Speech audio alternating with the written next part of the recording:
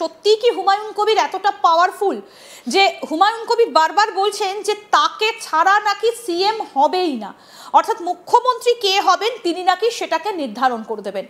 সত্যি কি মুর্শিদাবাদের হুমায়ুন কবির এতটা পাওয়ারফুল? আমরা সবাই জানি যে মুর্শিদাবাদ মূলত একটা সংখ্যালঘু এলাকা এবং সেই জায়গায় তিনি বাবরি মসজিদের ইতিমধ্যেই শিলান্যাস করে ফেলেছেন। কিন্তু মজার বিষয় হচ্ছে তিনি এক জায়গার বিধায়ক, থাকেন এক জায়গায়, আবার তার পাশাপাশি তিনি বাবরি মসজিদের শিলান্যাস বা বাবরি মসজিদ যেখানে করবেন সেটা আবার আরেকটা জায়গা। এর মধ্যে ইকুয়েশনটা ঠিক কি? বাবরি মসজিদে মুসলিম তোষণ ছাড়া শুভেন্দু সিএম হতে পারবেন না? এই প্রশ্নটা কি বারবার করে উঠে আসছে? আমরা এই পুরো বিষয়গুলো নিয়ে আজকে আলোচনা করব। রাজনৈতিক গবেষক মৌমিতা চক্রবর্তী আমাদের সঙ্গে রয়েছেন আজকে স্টুডিওতে। মৌমিতা, আপনাকে স্বাগত জানাই। এবং একই সঙ্গে মুর্শিদাবাদ থেকে আমাদের সঙ্গে রয়েছেন আমাদের প্রতিনিধি সব্যসাচী ব্যানার্জি। সব্যসাচী, তোমার কাছে আসবো, মৌমিতার কাছেও আমরা এই পুরো বিষয়টা নিয়ে আলোচনা করব। তবে তার আগে একটা ছোট্ট বক্তব্য যেটা হুমায়ুন কবির কলকাতার নিউ টাউনে এসে বলেছেন, কি বলেছেন একটু ছোট্ট করে শোনাবো। বিজেপি আজ নতুন করে হিন্দুত্ব করছে। বিজেপি 3 কোটি এখনো পর্যন্ত ঢুকেছে আপনার ব্যাংক অ্যাকাউন্ট এবং ক্যাশ মূল্য, কি মনে হচ্ছে আরো কত ছাড়িয়ে যেতে পারে? এর কোনো বলা যাবে না। যেভাবে বাইরের রাষ্ট্র থেকেও টাকা দিতে চাইছে, ব্যাংকিং এর কিছু সিস্টেম ঠিক হচ্ছে না। আপনাদের লিমিট থেকে এক্সিট করে গেছিল। হ্যাঁ, তারপরে আবার ব্যাংকে কাল গেছি, চিফ ম্যানেজার এসবিআই কে বলেছে আজকে একটা লেটার দিতে বলেছে যে বাইরের কান্ট্রি থেকে যারা টাকা দিতে চাইছে সেই টাকা নিতে গেলে যা যা ওনাদের করার দরকার, আমি লেটার আজকে পৌঁছে যাবে। তো তারপরে কি হয় দেখা যাক। কোন দেশ থেকে টাকা? কোন দেশ থেকে? কাতার, সৌদি আরব, বাংলাদেশ সবাই আমার সাথে যোগাযোগ করেছে। যেটা করতে যত টাকা লাগবে আমরা টাকা দেবো, আপনি করুন। আমরা দেখেছি ইতিমধ্যে আপনার কাছে অফার রয়েছে যে আরো রাজ্যের বিভিন্ন জায়গায় এই বাবরি মসজিদ করার। বীরভূম থেকে অফার আছে, মালদা থেকে আছে। তো আমি বলেছি আগে এটা মেন যেটা আমি নিয়েছি এটা শুরু হোক, এটার প্রোগ্রেস 3 বছর। মানে প্রজেক্টটা অনেক বড় হবে, তো মসজিদের পাশাপাশি একটা বড় হসপিটাল হবে, তার সঙ্গে মেডিকেল কলেজ হবে, তার সঙ্গে আপনার অত্যন্ত গুরুত্বপূর্ণ বিষয়। আমি একটু মৌমিতার কাছে যাব। মৌমিতা, দুটো বিষয় এখান থেকে। হুমায়ুন কবির কি সত্যি এতটা পাওয়ারফুল? আর 2 নম্বর, এই যে মসজিদের জন্য যে টাকা আসছে সেটা নিয়ে তো আমরা আলোচনাতে আসবোই, কিন্তু প্রশ্ন হচ্ছে তার সাপোর্ট ছাড়া তাহলে কি শুভেন্দু অধিকারী সিএম হতে পারবেন না? খুব ভালো প্রশ্ন, আমি একটা একটা করে উত্তর দেব। সেটা হচ্ছে, দেখো হুমায়ুন কবির পাওয়ারফুল কিনা এবার সেটা ডিপেন্ড করছে উত্তরটা যে আমরা কোন পাওয়ারের কথা এখানে আলোচনা করছি। যদি মাসলস পাওয়ার বলি তাহলে আমি অবশ্যই বলবো যে হুমায়ুন বাবু একজন লোকাল ক্যাডার, কারণ তৃণমূলে যারা স্থানীয় লিডার হয় তারা লিডার কম, তাদের মধ্যে ওই একটা ভায়োলেন্সটা বেশি থাকে, তারা লোকাল ক্যাডার হয়ে যান। তো সেই দিক থেকে ওনার মাসলস পাওয়ার যথেষ্ট স্ট্রং। তবে উনি কিন্তু নীতি নির্ধারক নন ইন্দিরা, এইটা আমাদের বুঝতে হবে। উনি নীতি নির্ধারক নন, যার জন্য উনি হার্ডলি যেটা করতে পারেন আইপিএস বা আইএএসদেরকে ম্যানিপুলেট করতে পারেন, বাট উনি আইন প্রণয়ন করতে কিন্তু পারেন না। সেই দিক থেকে আমি ওনাকে আইন প্রণয়নগত দিক থেকে ওনাকে আমি পাওয়ারফুল বলতে পারি না।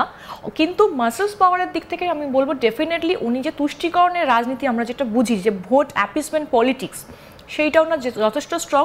তো যে মাইনরিটি কমিউনিটি নিয়ে তৃণমূল কংগ্রেস আজকে বছর বছর জিতে এসে, যেটা লাস্ট ইয়ারেও হয়েছিল 45%, if I am not wrong, 39% ছিল 11তে, সেটা এখন বেড়ে দাঁড়িয়েছে 45%। তো সেই তুষ্টিকরণের রাজনীতির যদি কথা বলি সেই দিক থেকে উনি ডেফিনেটলি পাওয়ারফুল, কারণ পুরো কমিউনিটির সাপোর্টটা ওনার আছে।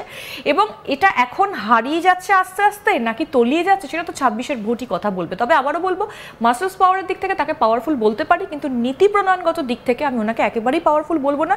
ওনার ক্ষমতাটা আছে শুধু ওই ধমকি দিয়ে, মাথায় বন্দুক ঠেকিয়ে, লোকজন দিয়ে ভয় দেখিয়ে এটা করে দিন ওটা করে দিন, নাহলে দেখে নেবো, মেরে দেবো, কেটে দেবো, এইগুলো করতে পারে। এর বেশি পাওয়ারফুল ওনাকে আমি বলতে পারি না। আমরা একটুখানি মুর্শিদাবাদে যাই, সব্যসাচীর কাছে যাই। সব্যসাচী, এই প্রশ্নটা এবার তোমার কাছে রাখবো যে কতটা পাওয়ারফুল হুমায়ুন কবির। 3টে জায়গা, 3টে বিধানসভা, ভরতপুর, বেলডাঙ্গা এবং রেজিনগর, একটায় তার বাস, একটার তিনি বিধায়ক, আরেক জায়গায় তিনি শিলান্যাস করেছেন। এই 3টে জায়গায় তিনি কতটা পাওয়ারফুল এবং এর বাইরেও তার কতটা পাওয়ার রয়েছে? দেখো, এইটা তো বলাই যেতে পারে যে ইনি দীর্ঘদিন অধীর রঞ্জন চৌধুরীর সাথে জাতীয় কংগ্রেসের সাথে যুক্ত ছিলেন এবং দীর্ঘদিন কংগ্রেসের হয়ে নেতৃত্ব যেমন দিয়েছেন, এবং বলাই যেতে পারে সেই সময় কিন্তু অধীর রঞ্জন চৌধুরীর একদম খাস বান্ধা বা একদম কাছের একজন নেতৃত্ব বলেই পরিচিত ছিলেন। এবং সেই সময় কিন্তু তার একটা দাপট সেই সময় থেকে আছে। হুমায়ুন কবিরের মুর্শিদাবাদে একটা দাপট আছে, এটা বলাই যেতে পারে, এটা না বলার নয়। তারপরে যখন তিনি দল পরিবর্তন করে একবার বিজেপিতে গিয়েছেন, তারপরে আবার তৃণমূলে এসে বিধায়ক হয়েছেন।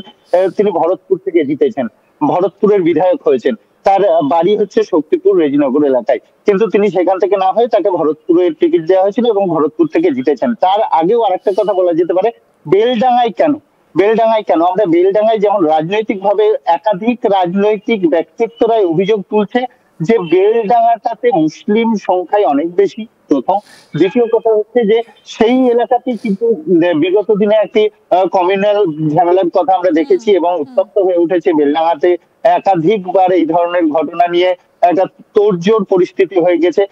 বিরোধী রাজনৈতিক দলের নেতৃত্বরা কিন্তু এই অভিযোগটাই করছে। সেই কারণের জন্য তিনি বেলডাঙ্গাটাকে বেছে নিয়েছেন, যে বেলডাঙ্গাটা খুব সুইটেবল, যে সংখ্যালঘু মানুষের সমর্থনটা খুব ভালোভাবে পাবেন এবং প্রচুর মানুষজন এগিয়ে আসবে, যেটা আমরা দেখতে পেয়েছি 6 তারিখ, যে প্রচুর মানুষজন এসেছেন। একদম সুপ্রসাদজি, একটু থামাবো, আমি এই জায়গাটাতেই আসবো মৌমিতার কাছে। মৌমিতা, এই যে বেলডাঙ্গা, আমরা সবাই জানি যে এই বেলডাঙ্গাটা একটা অত্যন্ত গুরুত্বপূর্ণ, কেন না এখানে কার্তিক মহারাজের ভারত সেবাশ্রম সংঘ রয়েছে, সেখানে কার্তিক মহারাজ রয়েছেন এবং একই সঙ্গে তিনি এখানে শিলান্যাস করেছেন এবং এখানে বাবরি মসজিদ করবেন বলে।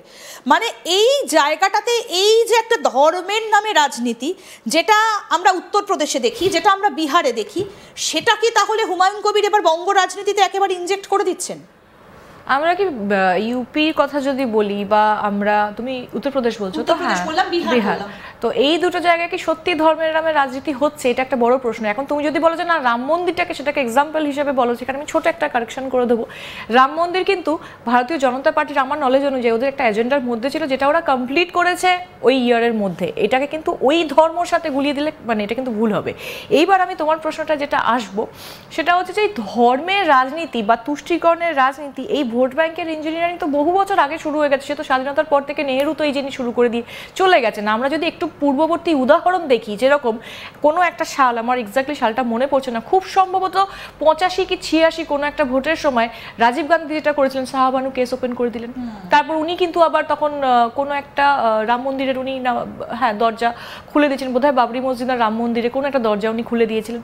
এই ধর্মের নামে রাজনীতি আমরা এর আগেও দেখেছি, কিন্তু এই যে এখন যেটা হচ্ছে, যে একটা হিন্দু রাষ্ট্র তৈরি করার যে প্রচেষ্টা হচ্ছে, সেটাকে লোকে বলে দিচ্ছে যে না একটা অ্যান্টি মুসলিম একটা ফ্যাক্টর কাজ করছে। এটাও কিন্তু না, রাষ্ট্রবাদী মুসলিমদের উপর কারোর কোনো রকম কোনো সংশয় নেই। আমরা যদি 2021-এর ফলাফলটা দেখি, মোটামুটি ভাবে 22টা বিধানসভা রয়েছে মুর্শিদাবাদ জেলাতে, এবং তার মধ্যে মুর্শিদাবাদ আর বহরমপুর, এই দুটো বিধানসভাতে বিজেপির ক্যান্ডিডেট আর